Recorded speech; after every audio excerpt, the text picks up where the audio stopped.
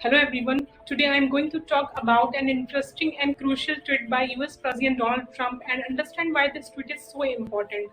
Usually US President says something in the morning and something else in the evening.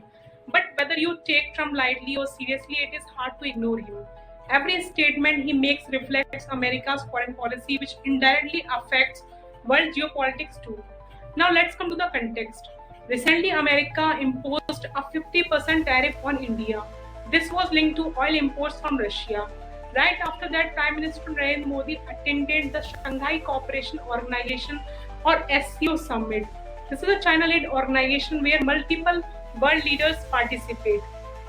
This summit was special because after 7 years, India's Prime Minister's presence was noted there. And one photo went viral, Modi alongside Russian President Vladimir Putin and Chinese President Xi Jinping. That photo was not just a photo, it was a strong diplomatic message from India to America that we have options and we are not dependent on just one partner.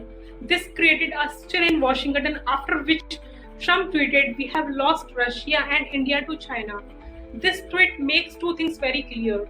First, Washington is openly admitting that China is now America's biggest strategic threat. And second thing, the US can't afford to lose India because if India drifts away in the Indo-Pacific, China will become uncontrollable. Now let's understand China's position.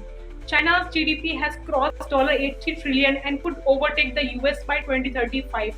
It is a global hub of manufacturing and supply chain, directly challenging America's economic power.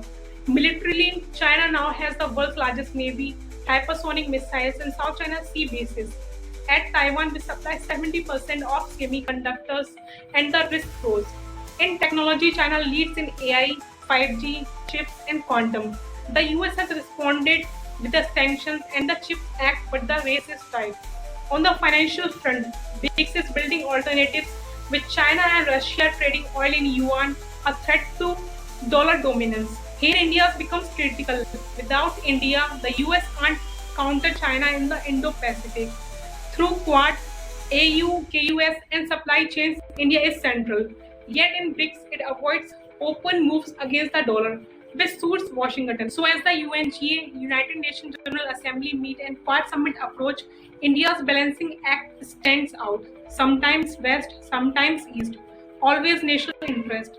And it is not bad because every country is aligning to its national interest.